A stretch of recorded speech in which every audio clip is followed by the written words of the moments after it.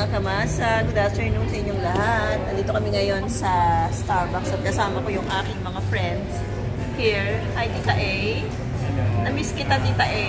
May nagpapalamig after ng magpapampering na naman. Yes! Papalamig yan yung aking si Beautiful Dayan. Ayan.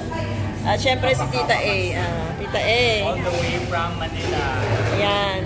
Kumusta yung atomy mo? Ha? Kumusta yung hindi pa ako nakapag-order sa ano? Oo nga, okay. Atomy. Hindi, sabihan mo kung order ka na kasi